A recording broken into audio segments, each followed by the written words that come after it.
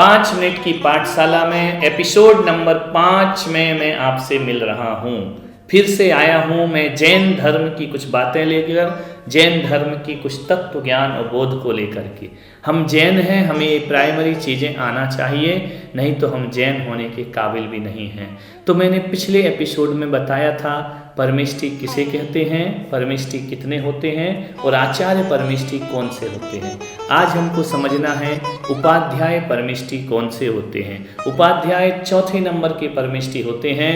उपाध्याय परमिष्टि की परिभाषा बिल्कुल सरल है, बिल्कुल इजी है, आपको सुनते सुनते याद हो जाएगी। जो मुनि संघ में रहकर पढ़ते हैं और पढ़ाते हैं, जो मुनि संघ को पढ़ाते हैं वो उपाध्याय परमिष्टि होते हैं। इनका काम पढ़ना और पढ़ाना है, पठन पाठन कराना उपाध्याय का काम होता है। तो जो स्वयं भी पढ़ते हैं और शिष्यों को भी पढ़ाते हैं उन्हें उपाध्याय परमिष्टि कहते हैं। याद हो गए आपको, जो स्वयं पढ़ते हैं और शिष्यों को पढ़ाते हैं वे उपाध्याय परमिष्टि कहलाते हैं। 5वें नंबर पर होते हैं साधु परमेष्टि। इस परिभाषा को थोड़ा सा हमें समझना पड़ेगा, इसमें थोड़े से पॉइंट ज़्यादा होंगे।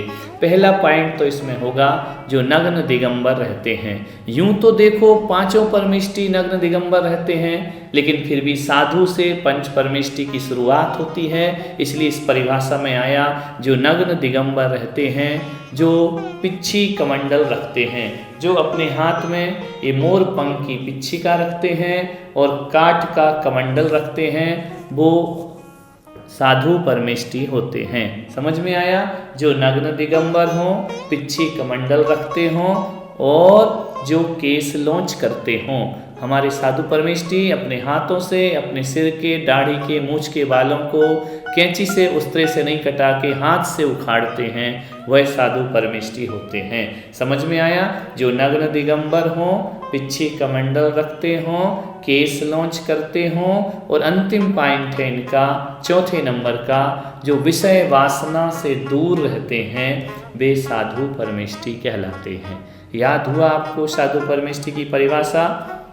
नग्न दिगंबर पहला पॉइंट, पिच्छी कमंडल रखना दूसरा पॉइंट, और केस लॉन्च करना तीसरा पॉइंट, और विषय वासना से दूर रहें, वह साधु परमिष्टि होते हैं। तो आज हमने आचार्य उपाध्याय परमिष्टि, साधु परमिष्टि के बारे में जाना।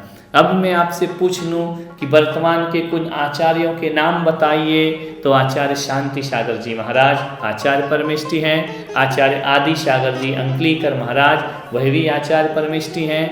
आचार्य शांति सागर जी जो दूसरे महाराज थे छाणी वाले, वह भी आचार्य परमिष्टि हैं।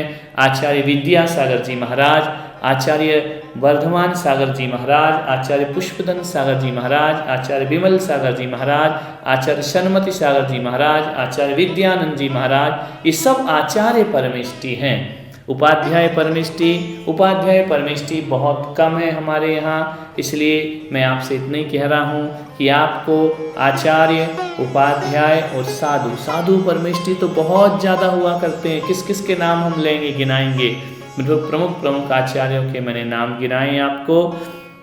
तो एक ही चीज़ याद रखें, जो मुनि संघ में पठन पाठन कराते हैं वे उपाध्याय परमिष्टि हुआ करते हैं, और जो नग्न दिगंबर रहते हैं, पिछी कमंडल रखते हैं, केस लॉन्च करते हैं, विषय वासना से दूर रहते हैं, वह साधु परमिष्टि कहलाया करते हैं।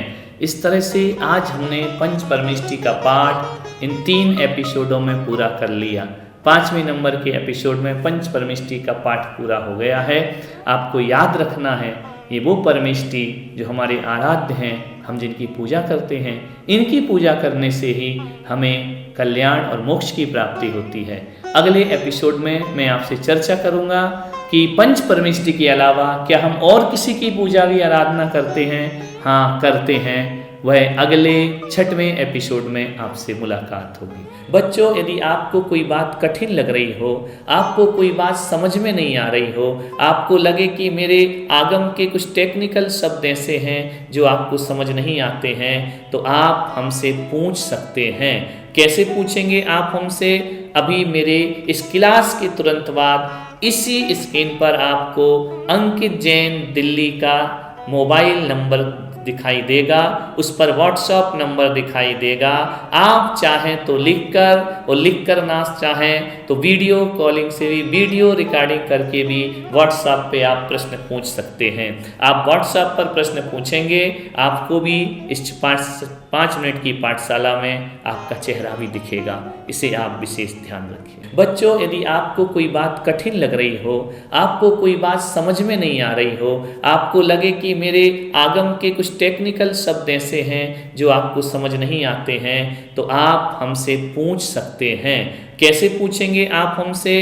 अभी मेरे इस क्लास के तुरंत बाद इसी स्क्रीन पर आपको अंकित जैन दिल्ली का मोबाइल नंबर दिखाई देगा, उस पर व्हाट्सएप नंबर दिखाई देगा। आप चाहें तो लिखकर ना चाहें तो वीडियो कॉलिंग से भी, वीडियो रिकॉर्डिंग करके भी व्हाट्सएप पे आप प्रश्न पूछ सकते हैं। आप व्हाट्सएप पर प्रश्न पूछेंगे, आपको भी 5 मिनट की पाठशाला में आपका चेहरा भी दिखेगा। इसे आप विशेष ध्यान रखिए।